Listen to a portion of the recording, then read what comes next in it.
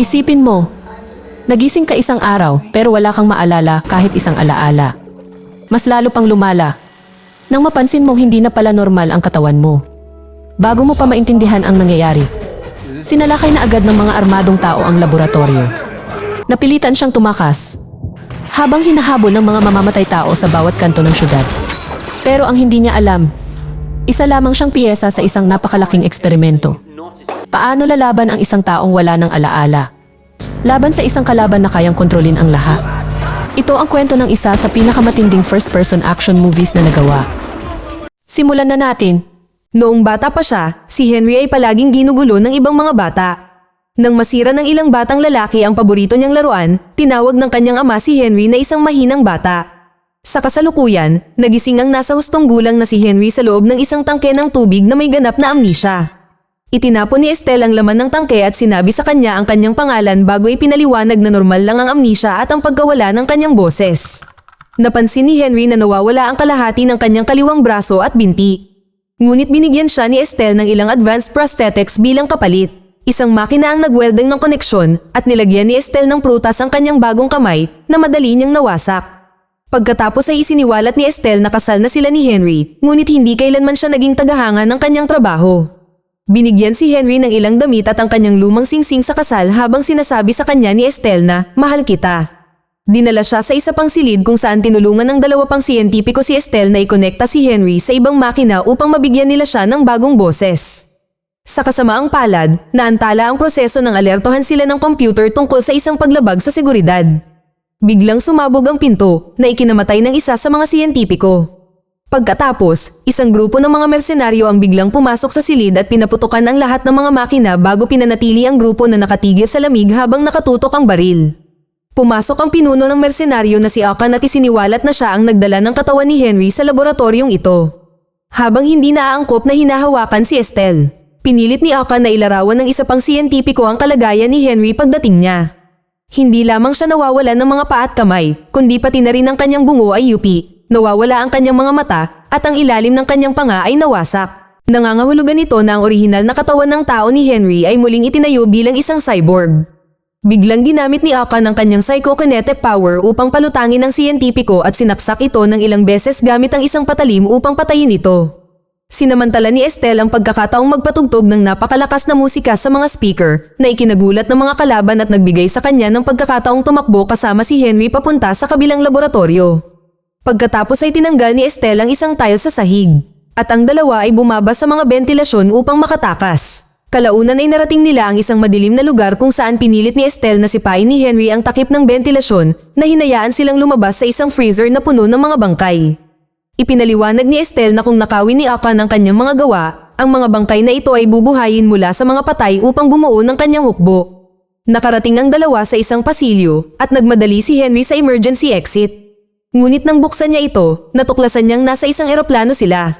Nagawa niyang hawakan ng pinto upang maiwasan ang pagkahulog at kinailangan siyang ibalik ni Estelle sa loob. Sumakay sila ng hagdan patungo sa isang pantalan na may dalawang pod para lamang matuklasan na ang siyentipiko ay tumatakas gamit ang isa sa mga ito. Pinilit ni Estelle si Henry na kunin ang isa pang pod, ngunit hinikayat niya itong sumama sa kanya. Ang pod ay nahulog sa mga ulap sa nakakatakot na bilis. Kaya nang buksan nila ang parachute, masyadong mabilis ang kanilang takbo. Bumagsak ang pod sa isang tulay at nasaktan si Estelle. Binuhat siya ni Henry bago sinubukang tumakas, ngunit mabilis silang pinalibutan ng mga mersenaryo. Hiniling ni Estelle kay Henry na labanan sila at nagawa niyang suntukin ang ilang mga lalaki, ngunit nagawa siyang patumbahin ni Yuri bago siya itinulak para masagasaan siya ng isang kotse. Habang hinuhuli ng mga mersenaryo si Estelle, hinila ni Yuri si Henry at inihagis siya palabas ng tulay, dahilan para mapunta siya sa isang kotse at mabasag ang ilang ilaw sa kalye. Nakuha ng atensyon ng isang pulis ang alarma ng kotse, kaya nagmadaling nagtago si Henry. Di nagtagal, dumating ang mga mersenaryo at pinatay ang opisyal gamit ang 2 putok. Gumapang si Henry sa ilalim ng mga kotse hanggang sa magkaroon siya ng pagkakataon para tumakbo sa isang container kung saan niya nabasag ang wiper ng windshield ng kotse. Nang pumasok ang isang mersenaryo sa container, sinaksak siya ni Henry hanggang sa mamatay ang lalaki at ninakaw ang kanyang baril. Nagpaputok ang iba pang mga mersenaryo mula sa labas, kaya nagtago si Henry at naghintay hanggang sa huminto sila. Pagkatapos ay pinaandar niya ang makina ng kotse at gumamit ng baseball bat para panatilihing nakapindot ang accelerate kaya lumabas ang sasakyan mula sa container para ilihis ang atensyon ng mga mersenaryo. Tumakbo rin palabas si Henry at binaril ang ilang lalaki bago siya nagsimulang tumakbo para maghanap ng sasakyan na magagamit niya, gayunpaman, nasagasaan siya ng isang kotse. Bigla, may isa pang sasakyan na bumangga sa kotseng iyon na nagpalaya kay Henry. Ang driver ay si Jimmy na mabilis na bumaril sa mga mersenaryo at sinabing narito siya upang tulungan si Henry. Alam niyang isa siyang cyborg at binanggit niya na 3 taon na niyang hinihintay ang sandaling ito. Magkasama silang umalis sakay ng kotse ni Jimmy at binigyan si Henry ng isang aparato na ikakabit sa kanyang dibdib. Sa isang mabilis na pag-scan, natuklasan na mayroon na lamang siyang 30 minuto na natitira upang mabuhay, kaya dinala siya ni Jimmy sa kanyang laboratorio upang mag-recharge. Sa kasamaang palad, sila ay pinara ng mga tiwaling pulis na nagtangkang barilin si Henry. Ginalaw ni Jimmy ang baril sa tamang oras at tinamaan ng pulis habang umaalis ang kotse na tumama rin sa sasakyan ng pulis na papunta sa kanila. Agad silang sinundan ng isa pang opisyal at pinatay si Jimmy gamit ang isang bala sa ulo. Bumagsak ang kotse at nawalan ng malay si Henry ng ilang segundo. Nang magising siya, pinalibutan ng mga sibilyan ang kotse. Pagkalabas niya, muling nagpaputok ang pulis. Kaya nagsimulang tumakbo si Henry hanggang sa makarating siya sa isang avenue. Dumaan siya sa underpass at hindi pinansin ang lahat ng kakaibang tingin upang magtago sa loob ng isang tindahan. Doon siya nagpalit ng malinis na damit habang ang clerk ay nakatitig sa kanya ng alanganin. Sa sandaling iyon, natagpuan siya ng pulis kaya sinipa ni Henry ang pinto sa mukha niya. Maya-maya ay dumating ng pangalawang opisyal at nilabanan sila ni Henry. Ilang beses silang pinalo bago nagnakaw ng baril para patayin. Pagkatapos ay tumakbo siya sa pinakamalapit na hagdan at nakahanap ng mas marami pang pulis kaya kumuha siya ng ibang labasan. May nakaharang na 2 babae na may dalang sanggol ngunit nakatakas pa rin siya sa pamamagitan ng pagtalon sa rehas. Pagdating niya sa kalye, sumakay agad si Henry sa bus. Biglang hinawakan ng isang palaboy ang kanyang braso at sinubukan siyang itulak ni Henry kaya't isiniwalat ng lalaki na siya si Jimmy. Gamit ang pliers, hinugot niya ang isang tracker mula sa pulso ni Henry. Ipinaliwanag na ginagamit ito ng mga kalaban para sundan siya. Sinira ni Jimmy ang tracker at binigyan siya ng telepono na may mapa para hanapin ang isang lalaking nagngangalang Dimitri na karaniwang humahawak ng lahat ng kagamitan ni Akon. Kailangang tanggalin ni Henry ang charge pump ni Dimitri at dalhin ito kay Jimmy para mapalitan niya ang kanya. Sa sandaling iyon, napansin ni Jimmy ang isang taong may kakaibang jacket sa kalye. Binuksan niya ang bintana para tanungin kung saan niya ito nakuha at sinunog siya ng lalaki gamit ang isang flamethrower. Kumalat din ang ilan sa mga apoy kay Henry, kaya binasag niya ang isang bintana para makatakas at kumuha ng bote ng tubig ng isang tao para iligtas ang sarili. Di nagtagal, lumabas din si Jimmy at sinubukan ni Henry na apulahin ang apoy gamit ang kanyang jacket ngunit hindi ito nagtagumpay. Nang bumagsak si Jimmy, kinuha ni Henry ang kanyang baril at pinaputukan ang lalaking nag-flamethrower, ngunit nabigo ang mga putok at muling pinaputukan siya ng lalaki. Nagsimulang tumakbo si Henry at nakita ang ilang taong lumalangoy nang nakasuot ng kanilang panloob kaya ninakaw niya ang kanilang mga damit. Napansin ito ng isang saksi at sinubukan siyang tawagin. Ngunit sinuntok siya ni Jimmy at tumakbo muli dahil hinahabol siya ng mga lumalangoy. Ilang sandali pa, narating ni Henry ang bahay ni Dimitri at nakita ang isang mersenaryo sa labas. Lumapit sa kanya ang isang gwardya ngunit humingi lamang siya ng lighter bago siya pinaalis. Naglakad-lakad si Henry sa paligid ng block at umakyat sa pader, palaging binabantayan ng mga mersenaryo hanggang sa makakita siya ng bintana. Matapos baliwalain ng ilang sibilyan, narating ni Henry ang pasilyo at nakakita ng iba pang mga tulisan. Maingat siyang palihim na naglibot hanggang sa makarating siya sa elevator. Nang bumukas ito, nakasalubong niya ang 3 mersenaryo, kaya mabilis niyang binaril ang 2 bago pumasok.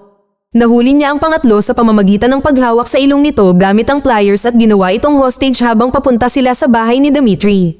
Sa susunod na pasilyo, lumitaw ang mas maraming mersenaryo, ngunit patuloy silang pinapatay ni Henry gamit ang mga tumpak na putok hanggang sa matagpuan niya ang tamang apartment. Binuksan niya ito gamit ang keycard ng isang patay na gwardya at binaril ang isang huling magnanakaw bago pumasok sa loob. May isang silid na puno ng mga computer server at isa pa kasama si Dimitri sa kanyang mesa. Sinipa ni Henry ang upuan hanggang sa mahulog ito, ngunit hindi gumalaw si Dimitri. Biglang nag-activate ang isang malaking screen para mag-play ng video ni Estelle na nagsasabing nagsisimula na si Akon. Kaya malapit na niyang makuha ang kanyang hukbo. Sa sandaling iyon, sinuntok ni Dimitri si Henry na humila ng ilang cable para makuryente siya bilang ganti. Pagkatapos ay nagpaputok ang 2 lalaki na sumira sa apartment habang sila ay gumagalaw. Umakyat si Dimitri sa bintana para makatakas at sinubukan siyang barilin ni Henry, ngunit naubusan na siya ng bala, kaya wala siyang ibang magawa kundi tumalon palabas para habulin siya. Tinawag siya ni Dimitri na kalahating makina. Kalahating mahina bago tumalon mula sa bubong gamit ang lubid. Agad siyang sinundan ni Henry at bumagsak sa basurahan. Nagkaroon ng habulan at ang mga lalaki ay nagparkour sa buong lungsod, hindi hinayaan ang anumang balakid na pumigil sa kanila. Umakyat pa sila sa tuktok ng tulay at nagpadulas pababa sa mga escalator na nagpatumba sa mga sibilyan sa daan. Kalaunan, ninakaw ni Henry ang isang bote at inihagis ito sa ulo ni Dimitri, dahilan para bumangga siya sa isang painting stand. Pagkatapos ay nagsimulang magsuntukan ng mga lalaki habang near-record ng karamihan ng lahat.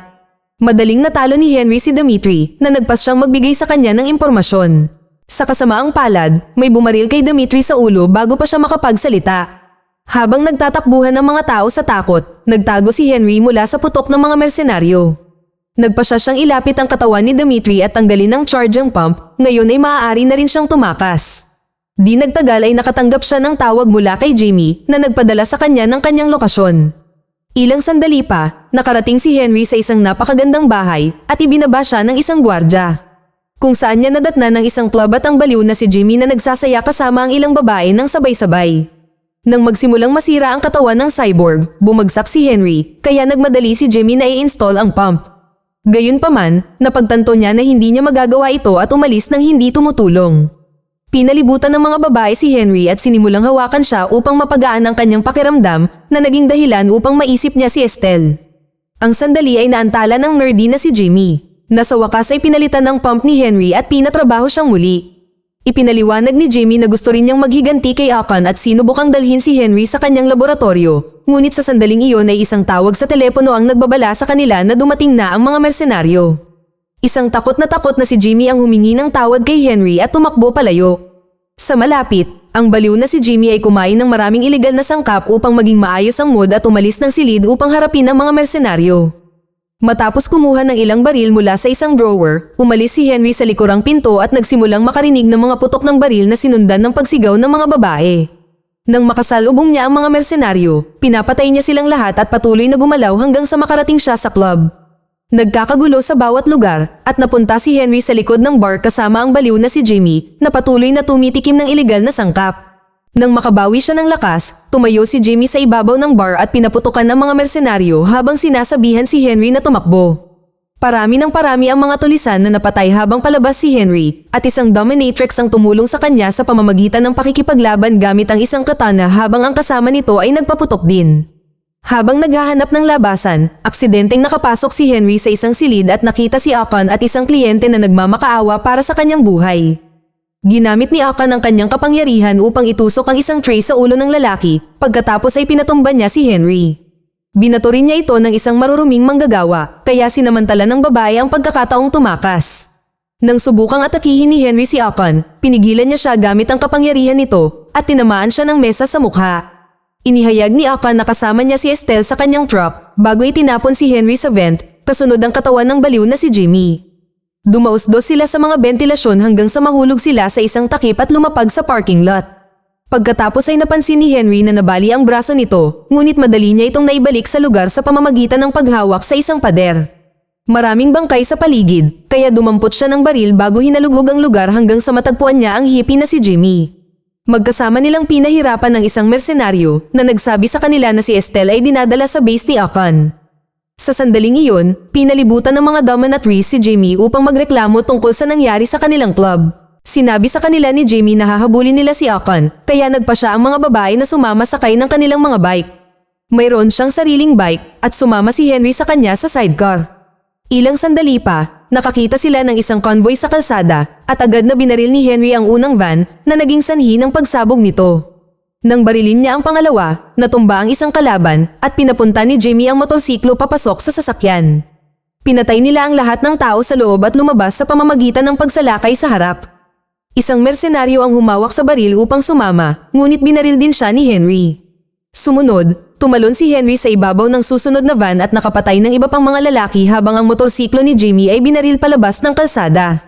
Naghagis si Henry ng granada sa loob ng van at ang nagresultang pagsabog ay nagpatumba sa kanya, ngunit bumagsak siya sa motorsiklo ng isang dominatrix. Kinuha niya ang baril nito at nagpaputok hanggang sa mapatay niya ang driver, dahilan para bumangga ang van sa motorsiklo. Namatay ang babae at tumilapon si Henry, ngunit nagawa niyang hawakan ang truck sa tamang oras. Nang tangkaing sagasaan siya ng van, nanatili ang kanyang katawan sa pagitan ng mga gulong, pagkatapos ay umakyat siya muli dito upang sipain ang mga mersenaryo hanggang sa mawalan sila ng kontrol sa sasakyan. Ang van ay nauwi sa pagbangga sa isang sibilyan na kotse. Pagkatapos, umakyat si Henry sa ibabaw ng truck at sinipa ang isang bentilador hanggang sa mabasag ito upang makapasok siya. Pagkatapos ay napatay niya ang 2 siyentipiko sa loob lamang ng ilang segundo. Si Estelle ay nasa loob ng isang selda na gawa sa salamin na madaling binasag ni Henry upang iligtas siya. Umiyak siya at sinabi sa kanya na mahal niya ito, ngunit bago pa sila makapaghalikan, lumitaw si Akon sa isang screen. Nagbigay siya ng utos na pasabugin ang truck bago sila pumasok ni Yuri. Ilang beses na sinuntok ni Yuri si Henry bilang paghihiganti bago niya ginawang bihag si Estelle. Nang tangkain ni Henry na iligtas siya, pinagbantaan siya ni Akon na papatayin.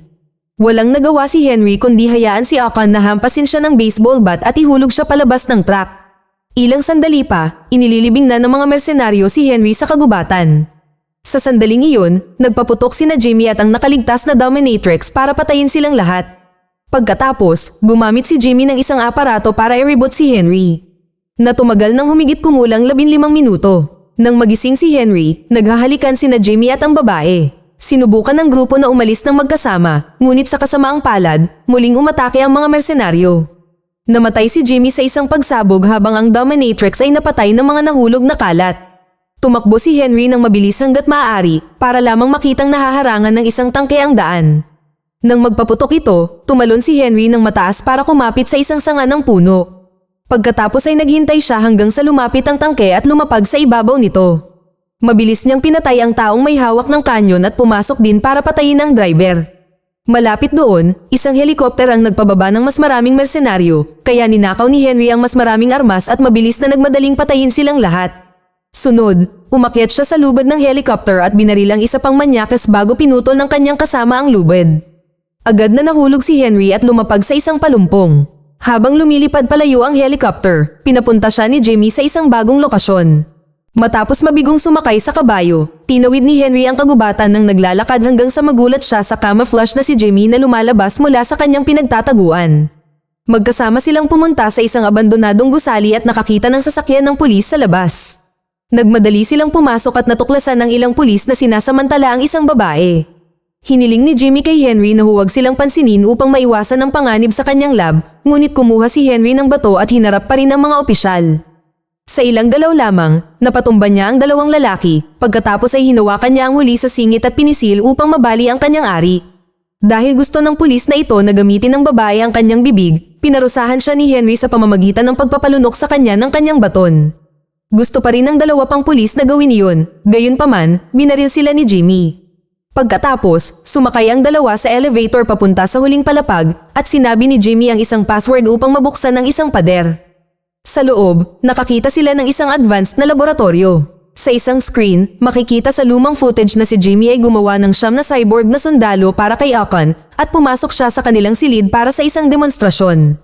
Nang ma-activate niya sila, nawalan ng kontrol ang mga sundalo at sinimulang bugbugin si Jimmy. Nagmakaawa siya ng tulong hanggang sa gamitin ni Akon ang kanyang kapangyarihan para itaboy ang mga sundalo. Pagkatapos ay binali ni Akon ang gulugad ni Jimmy dahil sa kanyang pagkabigo habang pinatay ni Yuri ang mga sundalo. Ngayon, ang tunay na Jimmy ay lumitaw sa paraang kinokontrol niya gamit ang isang espesyal na helmet. Isinuot niya ito at sumama sa kanila ang nerdy na si Jimmy. Ikinonekta niya si Henry sa isang computer para kumpirmahin na gumagana ng maayos ang kanyang mga sistema. Pagkatapos ay ipinakita ng tunay na Jimmy ang kanyang mga avatar na bawat isa ay kumakatawan sa iba't ibang aspeto ng kanyang personalidad. Naantala sila ng computer na nag-aalerto sa kanila na may mali kay Henry. Pinaupo siya ng punk na si Jimmy para sa isang check-up para lamang itali ang kanyang mga kamay habang tinawag niya itong isang traidor. Nang sabihin ni Punk na si Jimmy na papatayin niya siya, agad siyang sinipa ni Henry. Pagkatapos ay sinipa niya ang isang makina para ibagsak ito at dinuraan ng sirang circuit na nagdulot ng short circuit na nagpalaya sa kanya mula sa upuan. Ngayon, kailangan niyang labanan ng lahat ng Jimmys na walang magawa laban sa isang makapangyarihang cyborg na katulad niya. Isa-isang pinabagsak ni Henry ang mga clone at saka itinutok ang baril sa totoong cyborg, ngunit biglang may bumagsak na isang marupok na katawan mula sa kisame. Tinawag ito ni Jimmy na proto-baby at itinutok ang baril kay Henry hanggang sa ibaba niya ito.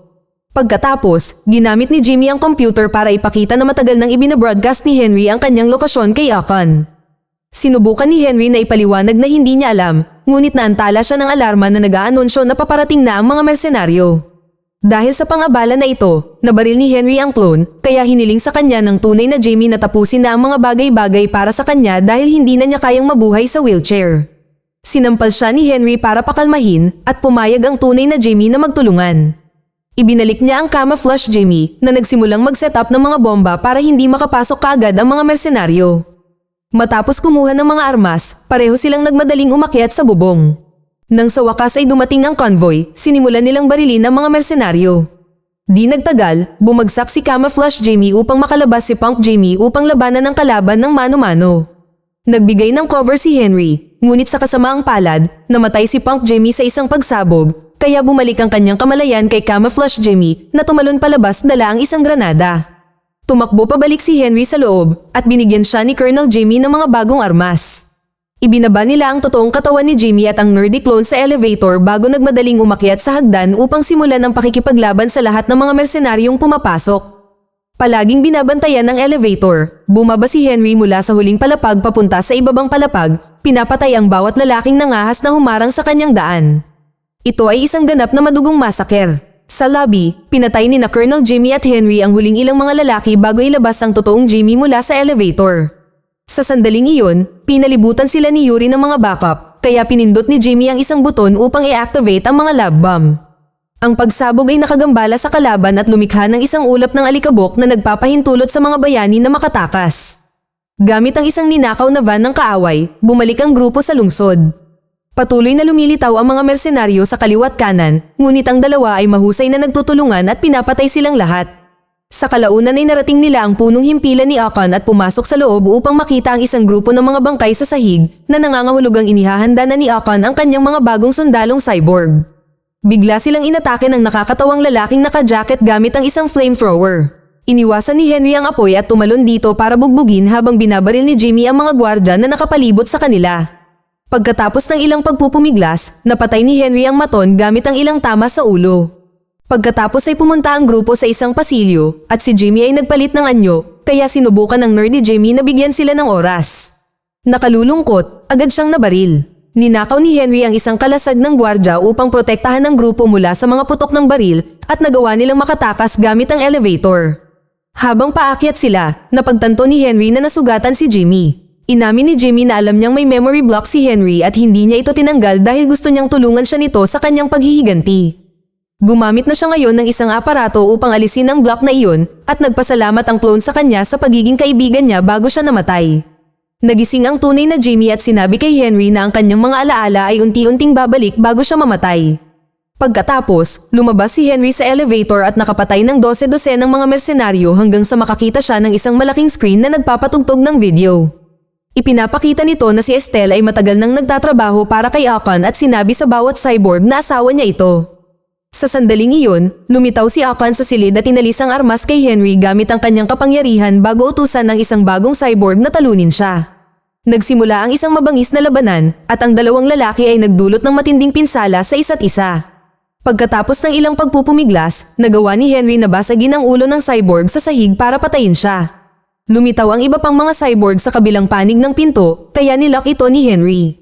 Pagkatapos ay binuksan niya ang dibdib ng patay na lalaki at tinanggal ang pump nito upang palitan ang kanya. Habang sinisira ng mga cyborg ang pinto, umakyat si Henry sa hagdanan papunta sa bubong ngunit ibinagsak siya ni Akon gamit ang kanyang kapangyarihan. Pinalibutan ng mga cyborg si Henry at nagsimula ang isang bagong laban. Umakyat si Henry sa iba't ibang istruktura upang mabawasan ang bilang ng mga kalaban na kailangan niyang labanan ng sabay-sabay at naghagis din ng ilan mula sa bubong.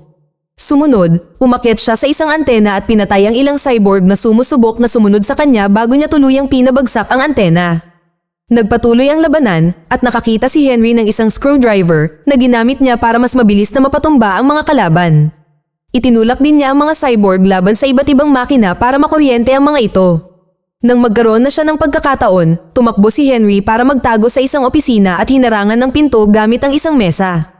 May mga armas dito, kaya ginamit niya ang mga ito para barilin ang mga cyborg sa mga bintana. Hindi kailanman sapat ang mga putok ng baril. Kaya nagpa siya si Henry na papasukin silang lahat at naghagis ng isang kahon ng mga granada bago tumalon sa salamin. Ang malaking pagsabog ay pumatay sa karamihan ng mga cyborg at nag-iwan sa mga nakaligtas sa isang kakilakilabot na kalagayan. Nakahanap si Henry ng isang first aid kit at tinurukan ng sarili ng kaunting adrenaline para makapagpatuloy siya sa pakikipaglaban. Dahil mas kaunti ang mga kalaban sa paligid, maaari niyang gugulin ang kanyang oras para bigyan silang lahat ng kakilakilabot na kamatayan. Tulad ng pagsunog sa kanila o paghagis sa mga bentilador. Nang tuluyan ng mamatay ang lahat ng mga cyborg, pinahinto ni Akan si Henry gamit ang kanyang kapangyarihan at ginamit ang sarili nitong mga kamay upang patumbahin siya. Pagkalipas ng ilang segundo, nagising siya at nakita si Estelle na hinahalikan si Akan na siyang tunay niyang asawa. Nabunyag na si Henry ang kanilang naging eksperimento noon pa man. Sa pamamagitan ng pagpapapaniwala sa kanya na asawa niya si Estelle, hindi magre-rebelde si Henry tulad ng mga matatandang cyborg at sa halip ay gagawin niya ang lahat para iligtas ito, kabilang ang mga gawaing terorista. Hinalikan ni Akan si Henry bilang pasasalamat sa kanya dahil sa pagiging cyborg na masunurin at plano niyang bumuo ng libu-libong katulad niya. Nang sipain ni Akan si Henry, nabuhay ang isang alaala noong bata pa siya. Hindi siya tinawag ng kanyang ama na mahina, ipinaliwanag niya na iyon ang tawag sa kanya ng kanyang lolo. Gusto niyang maging mas mabuting ama para kay Henry at binigyan siya ng pagpipilian na ipagtanggol ang kanyang sarili. Sa kasalukuyan, isang helicopter ang papalapit sa gusali. Binalot ni Henry ng alambre ang kanyang kamay at kinuha si Akan upang hatiin ang kanyang kamay sa dalawa. Inihagis siya ni Akan pabalik gamit ang kanyang kapangyarihan at lahat ng katawan ay nagsimulang lumutang sa paligid nila. Ginamit ni Henry ang mga ito bilang mga hakbang upang maabot si Akan at paulit-ulit siyang sinuntok. Pagkatapos ay binalot niya ang kanyang sariling mga kalamnan sa mata sa mukha ni Akan upang hatiin ito sa dalawa. Bumagsak ang katawan ni Akan at nawasak ng mga blade ng helikopter.